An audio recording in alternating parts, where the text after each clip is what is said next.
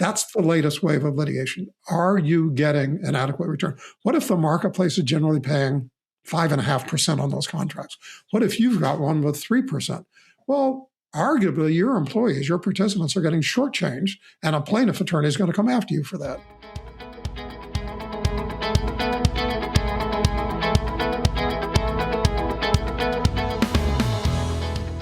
This is 401k Specialist Editor-in-Chief Brian Anderson, and this is the 401k Specialist Podcast. This is another special edition of the podcast where it is part of our broader new deep dive coverage of a specific topic for the first quarter of the year. That topic is how not to get sued. We got a bunch of in-depth coverage from a variety of angles, and you can find it all right on the 401k Specialist website. Today on the podcast, we're very happy to be joined by Fred Reish, the venerable ERISA attorney who really needs no introduction for our audience. But given that he's made a recent move, I'm going to do a quick one anyway. Fred was, of course, a longtime partner at Faegre Drinker, where he has long been perhaps the most high-profile ERISA expert in the industry and a frequent speaker at numerous industry events. Last December, it was announced he was joining Prime Capital Retirement to serve as its Director of Fiduciary and ERISA practice, where he's guiding the firm's fully integrated approach to plan sponsor support with fiduciary oversight and plan design guidance. We're eager to learn a little bit more about that big move, but we're also going to ask him about a number of topics related to our new deep dive coverage on how not to get sued, as I really couldn't think about putting a package like this together without speaking to Fred. So, Fred, welcome back to the 401k Specialist Podcast. Hey, Brian. Thank you very much. And hello, everybody. All right. Well, to start, I know when I interviewed you back in December about your move to Prime Capital Retirement, and you said you were looking forward to really focusing on education in your new role and helping advisors and plan sponsors in their mission to achieve retirement success for participants, and doing that through helping them understand what ERISA requires of them.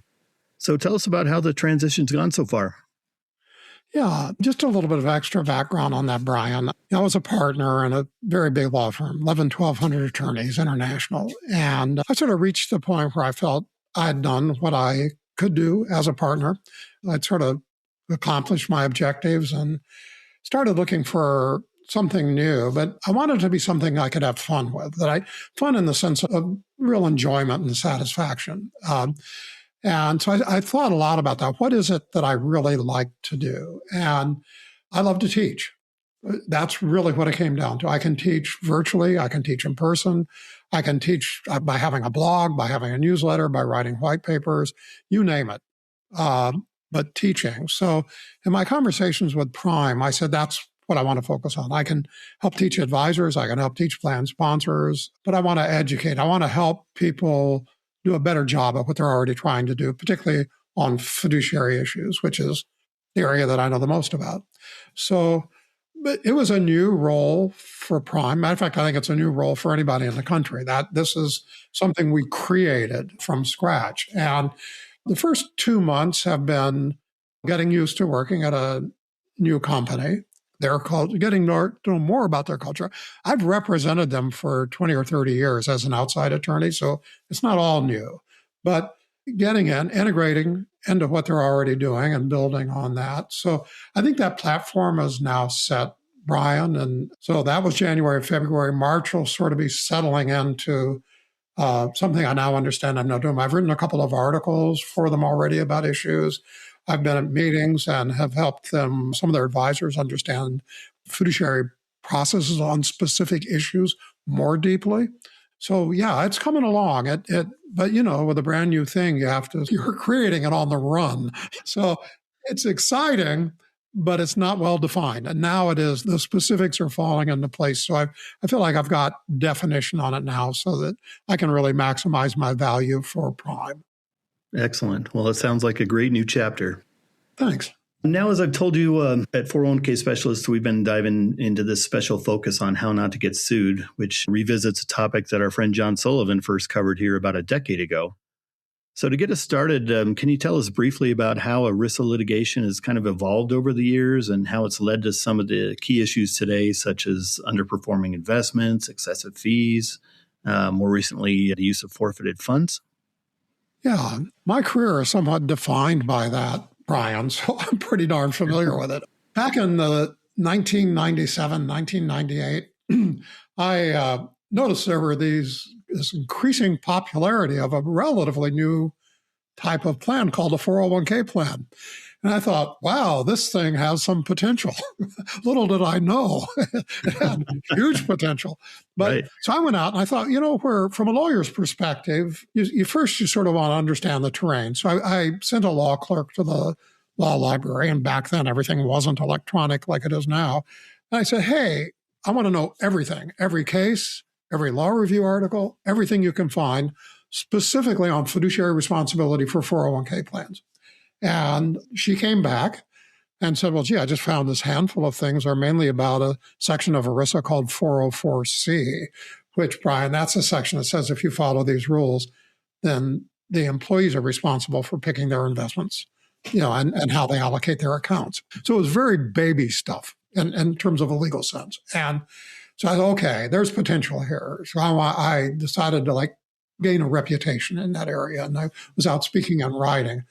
Then in the early 2000s, nobody listened, though, Brian, by and large. I was just talking into the wind. Why? S&P 500 index was going up 20% per year. Who cares about costs? Anything with the name Janus on it was going up 100% a year. I mean, it was a ridiculous period. It was euphoria. But then Enron came along. The Enron case defined my career. And that is the start of the modern era of ERISA fiduciary breach litigation. That began it. That very case and the collapse of Enron. So at the same time, the stock market was collapsing. Remember back then we call it TMT, technology, media, and telecom. Well, that wiped out a tremendous amount of value. And all of a sudden people realized investing wasn't that easy. You really had to look at cost. You really had to look at the quality of the investments. You had to have a longer term perspective. Everybody was not going to get rich overnight. So then all of a sudden people started listening to me. I like to joke they suddenly learned how to spell fiduciary. And so all of a sudden, my career just took off at that point, Brian. And early on, the litigation was primarily about company stock and plans, so it wouldn't have affected most plans. But then that evolved, as you suggested a minute ago, into this litigation on expenses and fees and costs. That's come up, and that continues to be the main theme today. Are you paying too much for the investments, which has now evolved into a share class issue?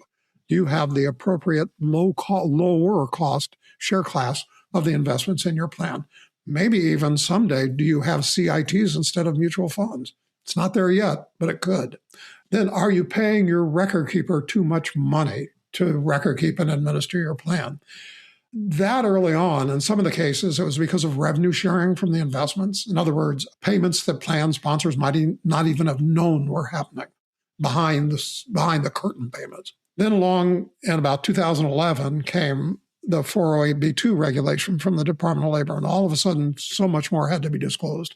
All these indirect payments, all the behind the curtain payments, all that had to be disclosed. That was the beginning of a new era of transparency. I remember one plan that I heard about, not one that I knew about, but I heard about, that they were actually able to go, very big plan, able to go back to their record keeper and negotiate a reduction in fees of $1 million a year. We're talking serious money, but it was all behind the curtain. They didn't anyway. So so you fast forward it. Today, the litigation is about one, same thing, paying too much for the investments. Two, paying too much for the record keeper. Three, low quality investments. Your investments were lousy and you didn't do anything about it. Number four, forfeitures. If you have a plan that doesn't fully vest your participant accounts on day one, then there's a vesting schedule. If an employee leaves before they're fully vested under the vesting schedule, that's a forfeiture. What do you do with that money once it's in the plan? Well, you better follow the plan document.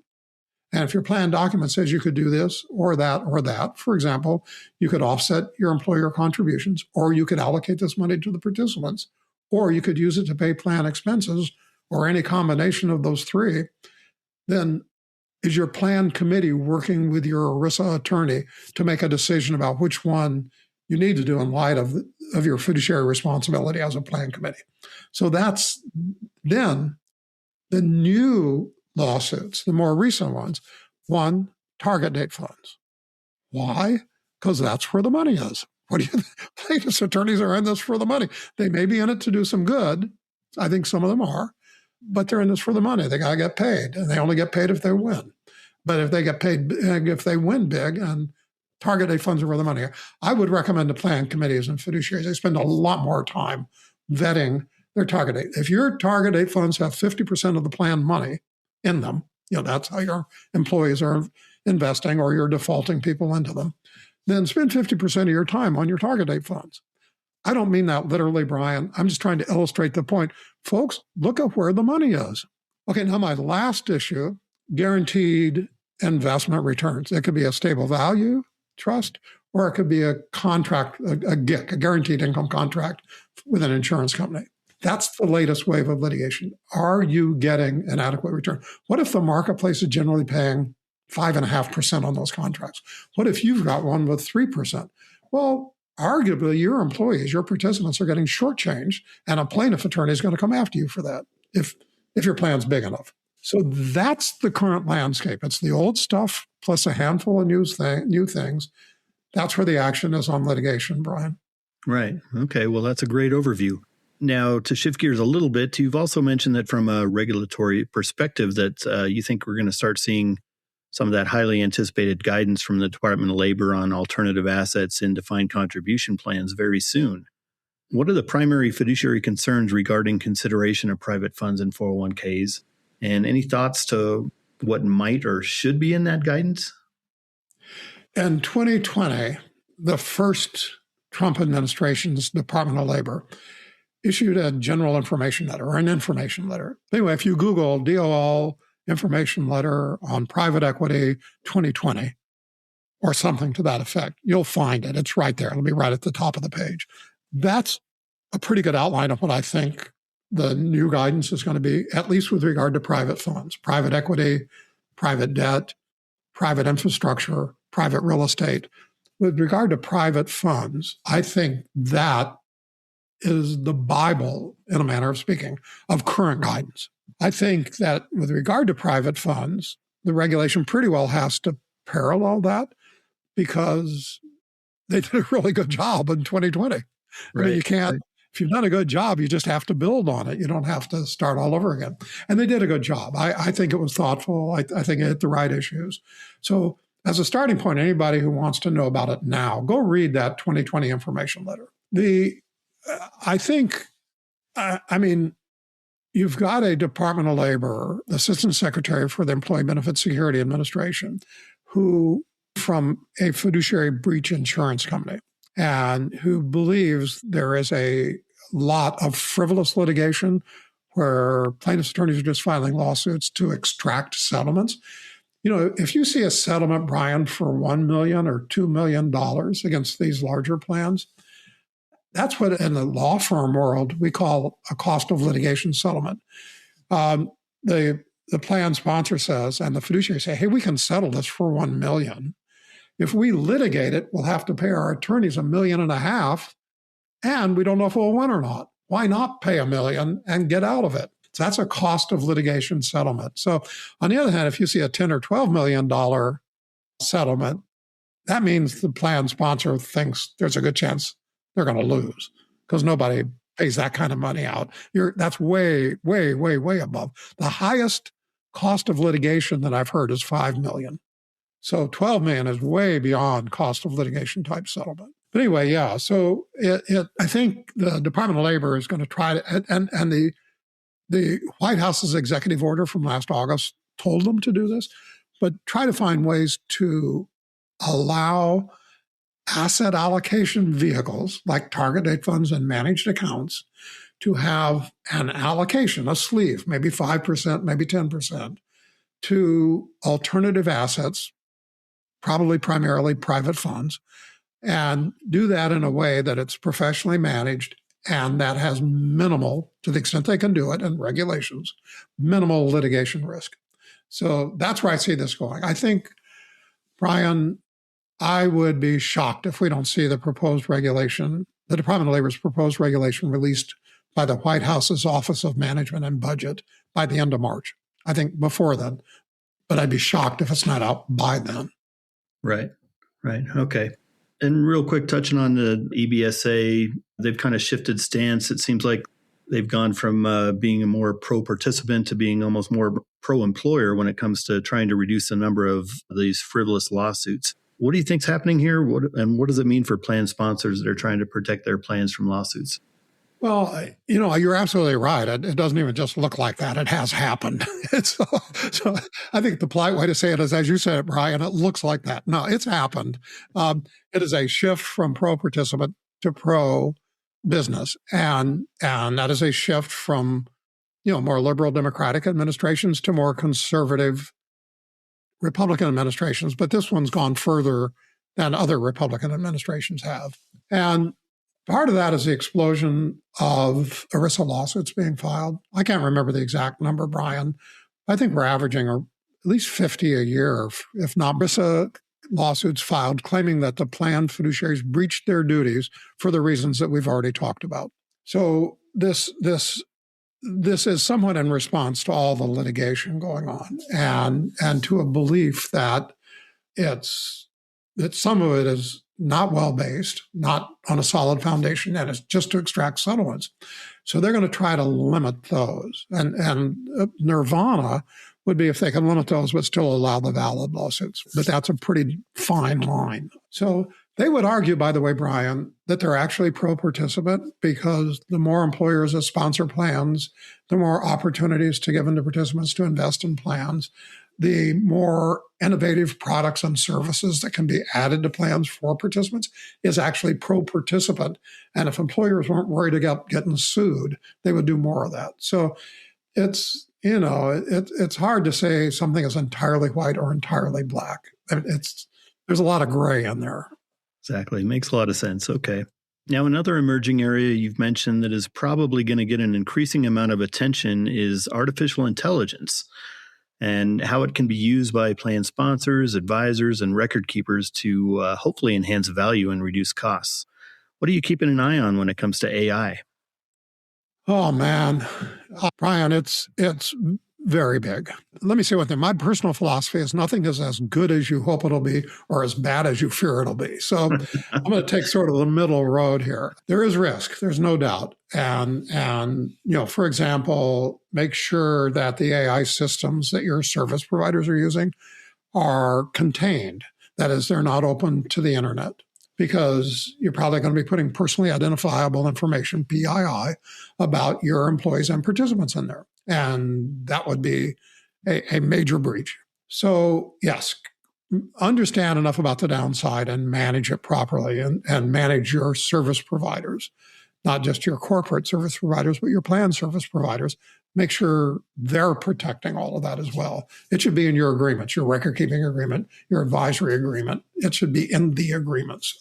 On the upside, though, which is where the fun part of this is, I think the potential is pretty dramatic to do two things. One, drive down costs, because it can do some of the work cheaper than an employee can do the work, than a person can do it. Faster, cheaper. We'll see if it's better or not, but there's some thought it would be at least as good. And the other is personalization. Personalization from a plan sponsor perspective, personalization from a participant perspective. Let's say it was September of last year. And let's say really sophisticated AI systems were in place that may not be here for 5 years, but let's say they were. And so you as a plan sponsor would say, identify all of my participants who are catch-up eligible and who make over $150,000 a year or more, because we're going to treat their catch-up contributions as Roth. Remember, I'm in October 2025. We're going to treat it as Roth in 2026. Okay, identify them. Now write an email to them telling them that's going to happen, and have the email provide a link to an election form if they don't want to make catch up anymore, and then send the email to each and every one of them. So no human had to send the emails. No human had to write the emails. You want to review them, they didn't have to write it. And no human went through all the participants and identified who they were. I mean, that's where AI will be someday. Okay. Now, from a participant perspective, in theory, you could say, as a participant, and my odd sense of humor, I like to name, I wouldn't use like Gemini or ChatGPT. I want to call mine Hal, because Hal is from Space Odyssey 2001. Funny to believe we're already beyond 2001, huh? But so I say, Hal, I'm pick an age. I'm 60 years old. I want to retire, but I don't want to be insecure financially. Can I do that when I'm 67, the normal retirement age for Social Security? Al comes back and says, well, man, you're right on the margins. You're going to take some risk if you do that. I don't want any risk. So, Hal, what do I need to do? What are my options? Like delay till I'm 70, increase my deferral rates and do catch-up contributions. How much do I need and how do I get there? I mean, or how should I invest? Hal says, well, that target date fund, because you're older, is pretty conservative. Maybe you should be aggressive a little more aggressively. Why don't you go, instead of to the 2030 fund, why don't you go to the 2040 fund? I mean, I don't know. I'm making this up, Brian, but the idea is it can specifically be about me. Everybody's favorite subject. What do I need to do? How much do I need to save? How do I need to invest? When can I retire? How much do I need to retire? How much income will that give me each month? And those are that personalization. Yeah. Oh, incredible personalization that beyond.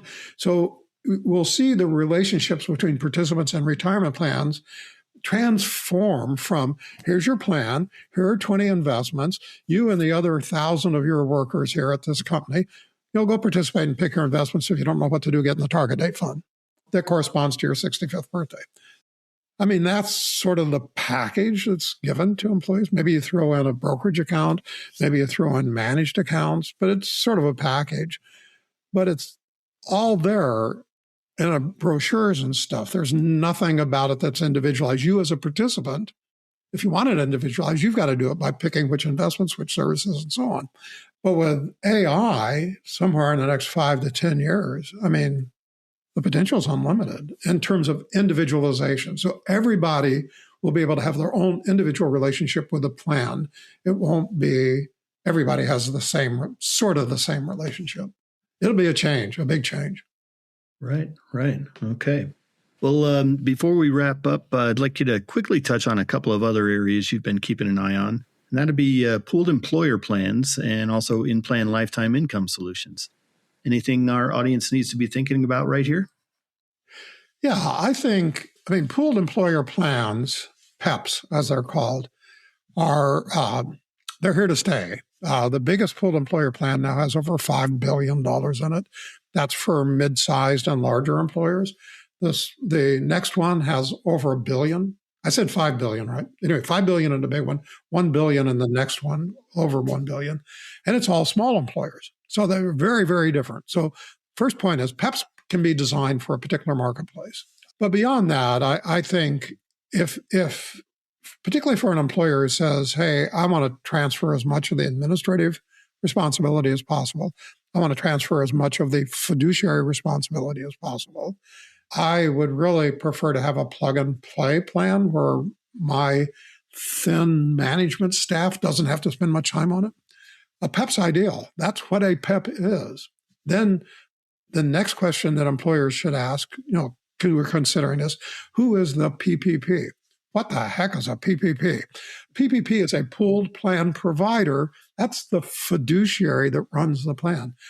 From my perspective, I would want somebody pretty solid to be the pooled plan provider, because if anybody's ever sued, it'll be the pooled plan provider. You want to make sure they got a lot of assets or a lot of insurance, something backing up their fiduciary position. So focus, if you're interested, take a look. They're out there, they're working, but focus primarily on who the PPP is, and then secondarily on what the investments and products and services offered by the PEP are. Make sure they're right for your employees. Okay, so that's it on PEPs. I think they're here.